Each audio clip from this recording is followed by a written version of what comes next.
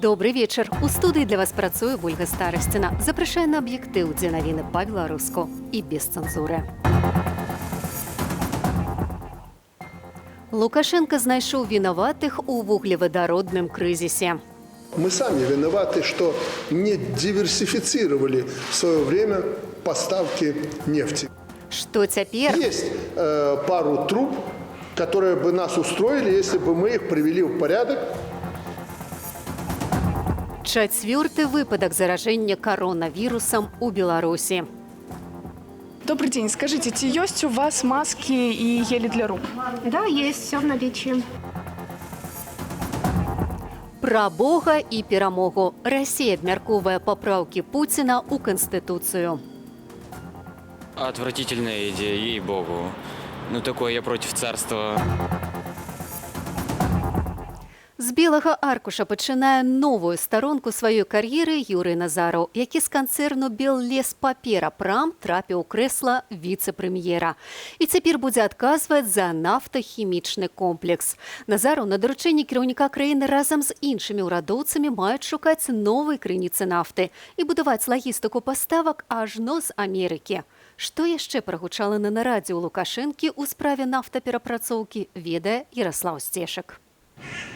Новый вице-премьер Юрий Назараў плоть от плоти лясгасу, факультету лясной гаспадаркі Беларускага дзяржаўнага тэхналагічнага універсітэту. Быў выпускніком і лабарантам лясгасу, ляснічым, дырэктарам горадскай лясной гаспадаркі, намеснікам ляснога міністра і старшынём Беллеспапера-Праму. А цяпер будзе займацца нафтавай незалежнасцю Беларусі і пошукам новых крыніцаў. Бо Александр Лукашенко зноўку заўважыў, што Москва карыстаецца трубаправодам «Дружба» для небратэрскага палітычнага ціску.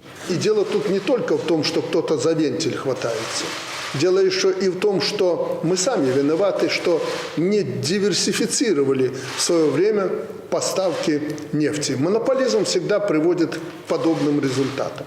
На адмысловым нафтавым паседжанні Александр Лукашенко загадаў ураду знайсці такіх пастаўшчыкоў і пабудаваць такую лагістыку, каб купляць у Расіі толькі 40% ад цяперашніх аб'ёмаў. Мы, конечно же, не будем ползать 31 декабря, постоянно на коленях, вымаливая эту нефть. Дзеля гэтага на Наваполацкі нафтан і мазырскі НПЗ па 30% сыравіны трэба купляць танкерамі з Балтыйскага і Чорнага мора адпаведна. І не так, як цяпер, а кавалкамі трубаправоду «Дружба» у реверсным режиме. Возим из балтийских портов, а надо по трубе.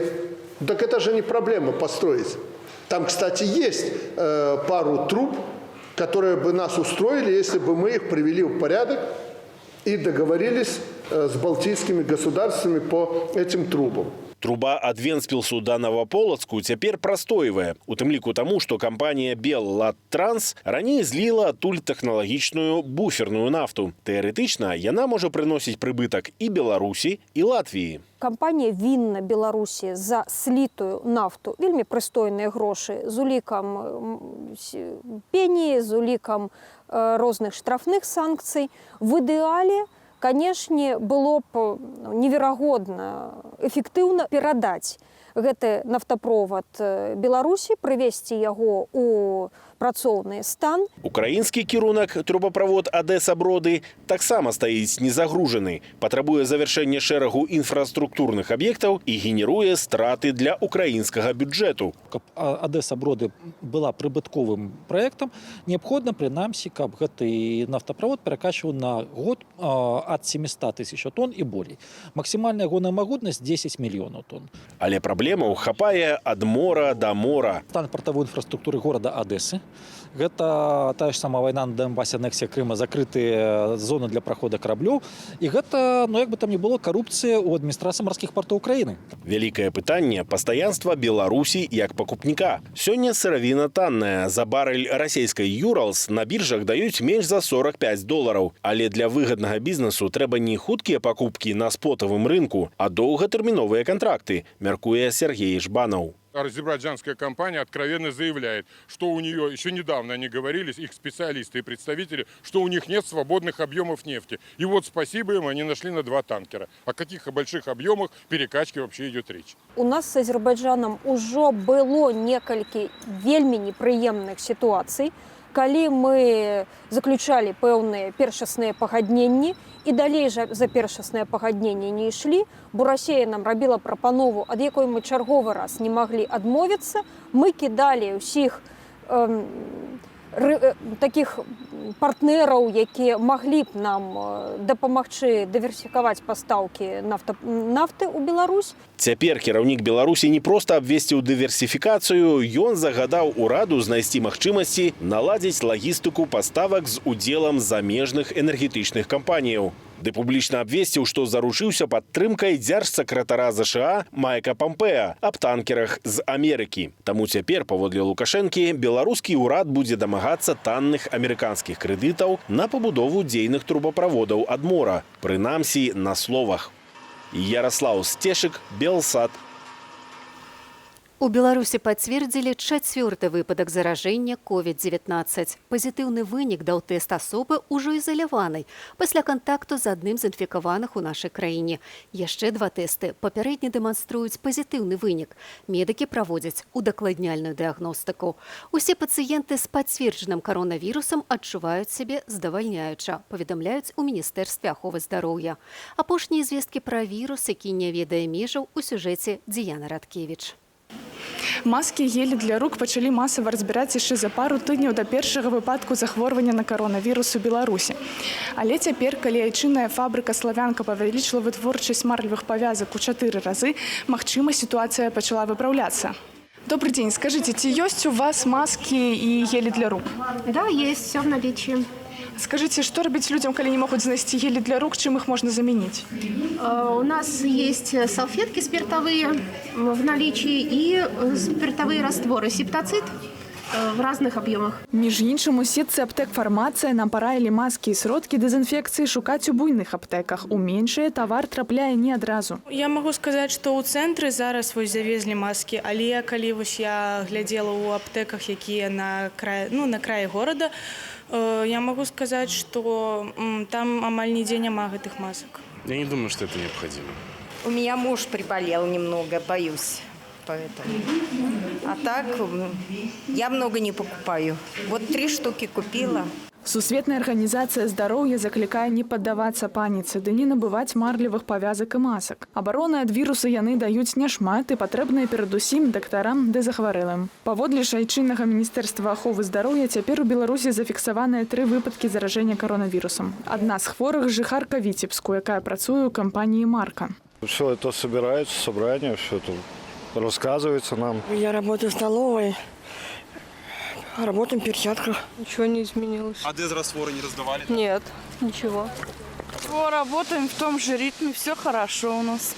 Сёння ў Віцебску вучняў 4 класаў з 3 школаў перавялі на хатняе навучанне. Камусьці практыкаванне дасылаюць праз пошту, камусьці праз месенджеры. Прэс-сакратарка Міністэрства аховы здароўя Беларусі Ілона Барадун пацвердзіла, што карантін увялі праз выяўлены вірус у працаўніцы «Марка». Эксперты радят сдавать анализ на коронавирус только в некоторых выпадках. Симптомы такие же, как и при обычных ОРВИ. Повышение температуры, головная боль, затруднение дыхания, ломота в мышцах и суставах. И когда есть такие симптомы, да, действительно нужно обратиться к врачу. И если у вас есть ВКонтакте или вы прибыли из стран неблагополучных по коронавирусу, то об этом нужно сообщить. Аккурат жанчына з Віцебску вярнулася ў Беларусі з Італіі. Нагадваем, што каб не заразіцца, да не заразіць іншых, варта як мага часцей мыць рукі з мылам, праветрываць памяшканне, не дакранацца бруднымі рукамі да твару і карыстацца дэзінфектарамі на спиртавой аснове, а таксама пазбягаць контактаў з хворымі, ды узмацняць імунітэт. Дзіяна Радкевіч, Белсат. Турцыя заяўляе пра больш як 130 тысячаў уцекачоў, якія прарваліся праз грэцкую мяжу. Дзясяткі тысячаў застаюцца фактычна ў пастцы на мяжы 2 краінаў. Такая небяспечная сітуацыя склалася пасля таго, як Анкара абвесціла пра адкрыццё межаў з еўразвязам. Ці ёсць гэтай сітуацыі выйсця, высвятляў Усевалад Шлыкаў. Турэцкія вайскоўцы заяўляюць пра знішчэнне сірыйскага транспартнага летака, больш як дзясятка адзінак бронетэхнікі ды некалькіх соцень лаяльных рэжыму Башара аль-Асада жаўнераў. Анкара падтрымлівае антыасадаўскіх паўстанцаў, што кантралююць большую частку правінцыі Ідліб, апошнюю апору праціўнікаў аль-Асада. Турцыя не страціла ні аднаго жаўнера, і гэта можа быць сігналам да дээскалацыі, мяркуюць некаторыя эксперты. Не варта чакаць эскалацыі канфлікту, бо турэцкая авіяцыя не кантралюе паветранай прасторы. У аперацыі ўдзельнічаюць толькі турэцкія дроны, а турэцкія F-16 не пакідаюць сваёй паветранай прасторы, калі наносяць удары па сірійскай тэрыторыі. Я б сказаў, што гэта сведчыць пра нежаданне пагаршаць сітуацыю. Не пакідаюць сваёй паветранай прасторы, бо пакуль Турцыя падтрымлівае антыасадаўскіх паўстанцаў, Расія, а перадусім яе зенітна-ракетныя комплексы С-400 прыкрываюць наступ урадавых войскаў Сірыі на Ідліб. У той час, як Москва і Анкара фактычна ваююць між собку чужымі рукамі, незалежная міжнародная следчая камісія ў справе Сірыі вінаваціла Расію ў ваенных злачынствах і абвесціла падазрэнні, што і Турцыя парушае міжнароднае права. Галоўнае пытанне цяпер гэта людзі, якія захраслі на мяжы без гуманітарнай дапамогі, дзеці, што паміраюць ад холоду. І для мяне проста незразумела, чаму міжнародная супольнасць не рэагуе і не прапановвае неабходныя дапамогі. Калі гэтыя уцекачы не могуць прайсці далей, то чаму прынамсі не дапамагчы ім? Десяткі тысяч уцекачоў спрабуюць прарваць кардоны грэцкіх ды балгарскіх сілавікоў. Людзі намагаюцца трапіць на грэцкія астравы на звычайных гумовых чаўнах. Прэзідэнт Турцыі Реджеп Эрдаган заявіў, што не будзе больш стрымліваць мігрантаў, бо не мае належнага, на ягоную думку, падтрымання з боку Брюсселю. Калі сотні тысяч мігрантаў сёння грукаюцца ў вашыя дзверы, то на гэта ёсць прычына. Еўрапейскі звяз не стрымаў свайго абяцання. Ну і, вядома, сённяшняе забойства 2 уцекачоў грэцкімі жаўнерамі толькі пагаршае справу. Паводле ААН, Турцыя за 2016 года прыняла і не прапускала ў еўразвяз больш за 3,5 мільёна уцекачоў. За гэта Анкара атрымала больш за 3 мільярды еўра, ды спрошчаны візавы рэжым з еўразвязам. Цяпер у Брюсселі вінавацяць Эрдагана ў парушэнні пагаднення. Гэтых людзей проста прымушаюць ісці да мяжы, а там тупік. І пазіцыя еўразвязу ды нашая дамова з Турцыяй не выкарыстоўваць мігрантаў у палітыцы, а наадварот, прыйсці да пагаднення, якое спросціць ім жыццё. Брюссель накіраваў дадатковыя сродкі ды адмыслоўцаў за шэрагу еўрапейскіх краінаў у Грэцыю і Балгарыю, каб падтрымаць мясцовыя службы ў стрымліванні хвалі уцекачоў. Нікому не дазволена шантажаваць і прымушаць еўрапейскі звяз да чагосьці. Заўтра кіраўнікі Турцыі ды Расіі ў Маскве абмяркуюць лёс вайны ў Сірыі. Як прызналі прэсавыя службы абодвух лідараў, перамовы абяцаюць быць няпростымі. Усевалаш Шлыкаў, Белсат. Працягваем выданне аб'ектыву з іншымі тэмамі. У Бога сур'ёзныя праблемы, калі ягонае існаванне трэба замацоўваць у Канстытуцыі. Так у Расіі рэагуюць на прапанаваныя Пуцінам папраўкі ў галоўны закон краіны. Што яшчэ прапанаваў змяніць і дадаць расійскі прэзідэнт і што пра гэта думаюць расейцы, распавядуць мае калегі. А якога менавіта Бога ён унёс у Канстытуцыю? Так выглядае тыповая рэакцыя соцсетак на прапанову Владимира Путина замацаваць некаторыя расійскія традыцыі ў асноўным законе дзяржавы. Напярэдадні прэзідэнт перадаў Дзярждуме тэкст праекту паправак. Путін, напрыклад, прапанаваў замацаваць у Канстытуцыі панятак шлюбу як саюз выключна мужчыны і жанчыны. Расійскі інтэрнэт не стаў чакаць тлумачэнняў і адрэагаваў з іроніяй. Читаю поправки в Конституцию, не перестаю удивляться этому апофеозу невежества. Нет, это не эксперты над законами работают, это дети пишут записки Деду Морозу. У Бога, кажется, серьезные проблемы, если его существование надо закреплять законодательно. Российский брак – это Советский Союз мужчины и женщины в День Победы ради Бога. Але тое, што для некаторых расейцаў жарты, для большасці рэчы сур'ёзныя. Паводле сацыялагічных апытанняў жыхары Расіі хоць і не разумеюць, навошта патрэбныя папраўкі ў Канстытуцыю, але прагаласаваць за іх готовыя. То есть вот это как бы то, что это было просто элементы пропаганды, теперь они повышают их статус, резко повышает, это становится частью Конституции. То есть получается так, что люди, которые всех этих набор этих идей не разделяют, они не просто имеют некое свое мнение, а они, что называется, опровергают или пытается дискредитировать, усомниться, да, в основных конституционных принципах. Як паказваюць апошнія даследаванні Левада-цэнтру, больш за 2/3 апытаных гатовыя падтрымаць ідэі Пуціна. Але да абстрактнай ініцыятывы замацаваць у Канстытуцыі пажыццёвае прэзідэнцтва Пуціна паставіліся скептычна. Нет, отрицательно. Однозначно. Ну, это просто уже получается, мы уподобляемся азиатским странам этим. Нет, это нехорошо. Всегда должно быть обновление. Конечно, положительно. А почему? А лучше нет. Ну, конкурентов нет им. А чем вам нравится Путин? Ну, по крайней мере, тем, что вытащил нас из 90-х. А зачем это надо? Люди должны меняться. Точка зрения должна меняться. Отвратительная идея, ей-богу. Ну, такое я против царства. Даешь демократию, там, свободу слова, самовыражения, а с Путиным мы этого не дождемся. Паводле палітолага Аббаса Галямова, улады свядома выносяць у медыйнае поле самыя папулісцкія папраўкі, бо сапраўды важная повестка у Крамлі дасюль не сфармаваная. У Кремля нет содержательных ответов на сущностные вопросы, на вопросы о перераспределении полномочий между органами государственной власти. Кремлю эта дискуссия невыгодна, и поэтому он пытается ее подменить дискуссией по поводу того, должен быть Бог в Конституции или нет, там, является ли русский народ государствообразующим или не является. Падрабязнасцяў пра самыя важныя змены, звязаныя з паўнамоцтвамі Дзяржаўнага Савету, парламенту і прэзідэнта, па-ранейшаму няма, а агульнарасійскае галасаванне па папраўках мусіць адбыцца ўжо 22 красавіка. Александр Попко, Глеб Беляченко, Белсат. Бірасця сутыкнулася з незвычайною для сучаснага гораду праблемаю. У кінотэатрах немагчыма паглядзець найноўшыя замежныя фільмы. Інакш кажучы, тое, што глядзіць увесь свет і нават жыхары іншых гарадоў Беларусі. Берасцейцы пастанавілі не маўчаць і пачалі дзеяць. Пра закручаны сюжэт змагання берасцейцаў Алесь Ляўчук.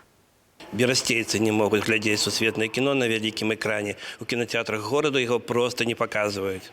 Гэтак толькі за апошнія некалькі месяцаў у мясцовых кінотэатрах не паказалі пераможцу сёлетняга Оскара «Паразітаў», а таксама антываенную трагікамедыю «Трусіка Джо-Джо». Апошняй кроплі стала адмова мясцовых кінапракатчыкаў паказаць апошні фільм брытанскага рэжысёра Гая Ричи «Джентльмены». Вопросы были уже давно, вопросы были со времен того, как в прокате не показали фильм «Ярость», не показали известный фильм «По соображениям совести». Люди понемножку начинали писать в соцсетях, ВКонтакте, в Инстаграме, но не получали ответа. И как-то так совпало, что сейчас очень много людей собралось вместе с одним и тем же вопросом. И мы решили наконец-то обратиться напрямую к облпрокату, узнать почему. Цяпер берасцейцы пішуць звароты да кінапракатчыкаў пра сацыяльныя сеткі, а таксама яны накіравалі афіцыйны зварот, на які адказу пакуль не атрымалі. Галоўная іх мэта быць пачутымі. То есть мы хотим, чтобы с нами встретились, чтобы нам каким-то образом ответили, чтобы спросили, а чего вы хотите? Покажите, какие, может быть, есть недочеты, возможно, мы можем что-то исправить вместе. А пакуль у сацыяльных сетках пачаўся флешмоб пад хэштэгам «Верні кіно». Да яго далучыліся дзесяткі берасцейцаў. Я думаю, что многие берасцейцы хочуць глядзець мировое якаснае кино на великом экране у кинотеатре, а не шукаць их там дрэнную версию у интернете, пиратскую версию, копию ці скачивать праз торренты. Вось таму мы хочам, каб у версии вернули сусветнае кино. У бліжэйшыя выходныя ў берасцейскім пракаце расійскія фільмы складаюць амаль палову. Як лічаць адмыслоўцы, заканадаўства Беларусі такое, што маленькім залам проста невыгадна займацца паказам фільмаў. Незалежныя маленькія культурныя пляцоўкі пастаўленыя ў такія умовы, што мы не можам паказваць і самі глядзець якаснае, артхауснае, разумнае кіно. Таму мы просім, каб вялікія пляцоўкі, якія могуць сябе гэта дазволіць, паказвалі і прывозілі міравыя прэм'еры, якія бы задавальнялі густ разумнай, адукаванай і інтэлектуальнай аўдыторыі. Мы звярнуліся ў Берасці аблкіна-відэапракат, каб даведацца, чаму склалася такая сітуацыя. Мне сказали не пускать вас. А хто сказал? Неважно, поступила такая информация, что вы, как данная организация, корреспонденты не аккредитованы. Пакуль дзяржаўная арганізацыя не вядзе дыялогу з журналістамі ды кінаматарамі. Апошнім пакуль застаецца шукаць фільмы ў інтэрнэце, ехаць на прэм'еры ў іншыя гарады альбо больш настойліва змагацца за свае правы. Алесь Ляўчук, Белсат. Магутныя туры зніклі з тэрыторыі Беларусі 400 гадоў таму. Праз інтэнсіўнае паляванне і гаспадарчую дзейнасць чалавека. Сёння ж адбылася неверагодная рэч. 15 быкоў хэка прыбылі ў нашу краіну. Як гэта магчыма? Нашчадкаў легендарных тураў вывелі метадам зваротнай селекцыі. Як пачуваюцца быкі пасля дарогі з латышскага нацыянальнага парку ў беларускі заказнік Сярэдняя Прыпяць, пабачым у сюжэце без каментара.